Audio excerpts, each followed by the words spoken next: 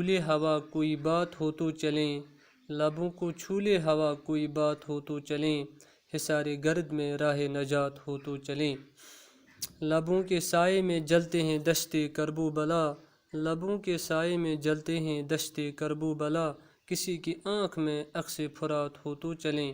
سروں پہ جلتے ہیں دشت آفتاب زیر قدم، سروں پہ جلتے ہیں دشت آفتاب زیر قدم، کچھ اپنے ہوش میں آ جائیں رات ہو تو چلیں۔ نکل پڑی ہیں تعاقب میں ہانپتی سڑکیں، نکل پڑی ہیں تعاقب میں ہانپتی سڑکیں، کہیں یہاں سے بس ایک آدھ بات ہو تو چلیں۔ ہوا اڑاتی ہے پل میں یہاں غبار وجود، ہوا اڑاتی ہے پل میں یہاں غبار وجود، کسی کے پائے سفر میں ثبات ہو تو چلیں۔ پیارے بچوں، بات، نجات، فرات، رات، بات، ثبات اس غزل کے کافی ہیں، جبکہ شاعر نے ہو تو چلیں ہو تو چلیں اس غزل کی ردیف قائم کی ہے۔ لبوں کو چھولے ہوا کوئی بات ہو تو چلیں، حصار گرد میں راہ نجات ہو تو چلیں۔ حصار یعنی چار دیواری، گھیرا۔ مطلب کہ اس شعر میں حامدی کشمیری فرماتے ہیں کہ ہم حالات کے گرد و غبار کی چار دیواری میں پھنسے ہوئے ہیں، ایسی چار دیواری جہاں ہوا کا بھی گزر ممکن نہیں ہے۔ اب ایسے میں ہم کس قسم کی پیش قدمی کیا کریں، یعنی ہم ایسے حالات میں آگے بڑھنے کی کوشش کیسے کر سکتے ہیں؟ ہاں، اگر چار دیواری سے نکلنے کا کوئی راستہ یا راہ نجات نظر آئے تو ضرور ہم آگے بڑھنے کی کوشش کریں گے، ضرور ہم پیش قدمی کریں گے، ورنہ موجودہ ماحول میں چلنا تو محال لگتا ہے۔ حامدی کشمیری فرماتے ہیں کہ ہم گرد و غبار کے اس حصار میں پھنسے ہوئے ہیں، اس گھیرے میں پھنسے ہوئے ہیں جہاں ہوا کا نام و نشان نہیں۔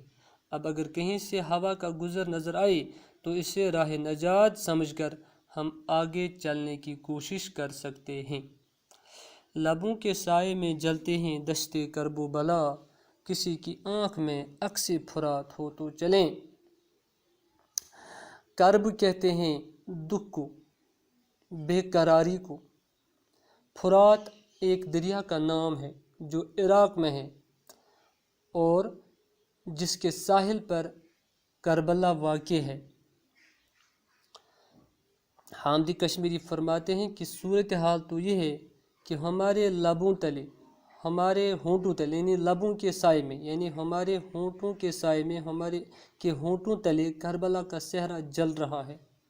یعنی کربلا جیسے ماحول میں ہم اپنے ہونٹ ہلا نہیں سکتے، کوئی بات نہیں کر سکتے، یعنی ہم اس قسم کے ماحول میں رہ رہے ہیں جہاں ہم اپنا حق مانگ نہیں سکتے ہیں، ہم آواز نہیں اٹھا سکتے ہیں، ہر قسم کا ستم سہنا ہماری مجبوری ہے۔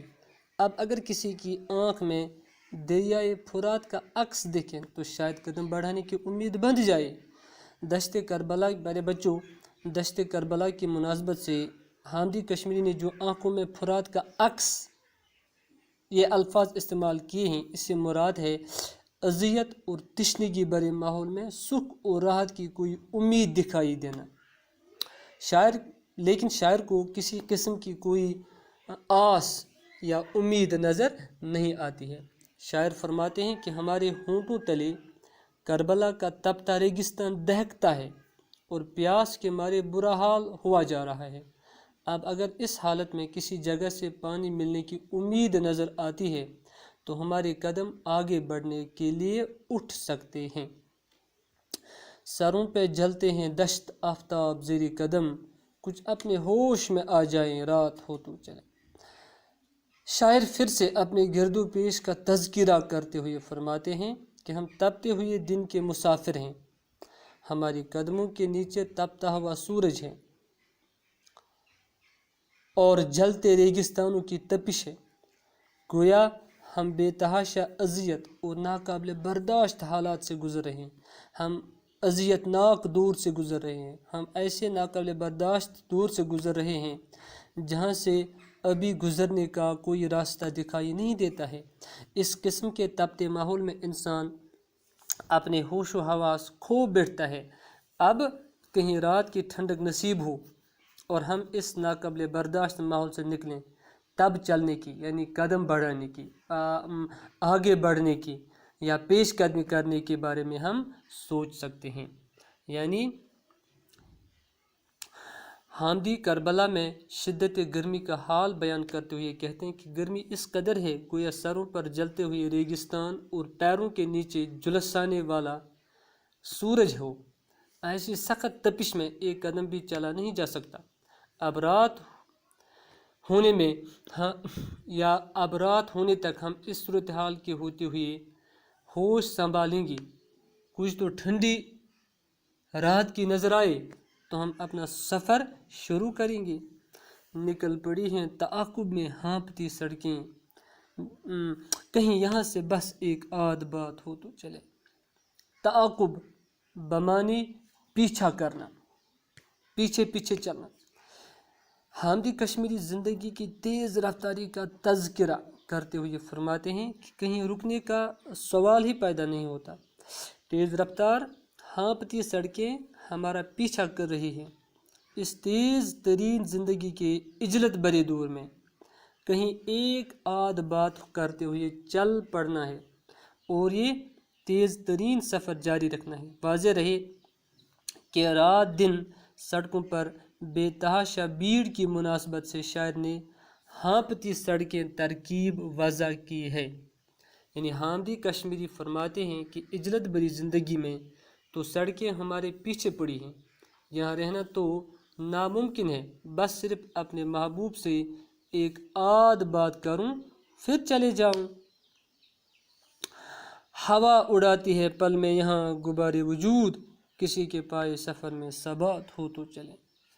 तो शायर मक्ता के इस शेर में दुनिया की नापायदारी का या इंसान की नापायदारी का या इंसान की नापायदार ज़िंदगी का तज़किरा करते हुए फरमाते हैं कि इस दुनिया में हवा किसी के वजूद का गुबार लम्हों में उड़ा कर ले जाती है, यानी लम्हों में ज़िंदगियाँ ख़त्म हो जाती हैं। इस बेसबात ज़िंदगी में इंसान कहाँ तक चलने का हौसला करे। सफ़र में किसी के पाँवों में पायदारी देखने को मिले तो इस उम्मीद पर आगे बढ़े और मंजिल को ढूंढे, लेकिन यहाँ किसी को पायदारी और सबात हासिल नहीं है। गोया शायर फरमाते हैं कि यहाँ इस कदर हवा तेज़ है कि हर चीज़ को गुबार की तरह अपने साथ उड़ा के ले जाती है। अगर किसी के अंदर इस हवा का मुकाबला करने और डटे रहने की ताकत है तो हम आगे बढ़ेंगे। थैंक्स।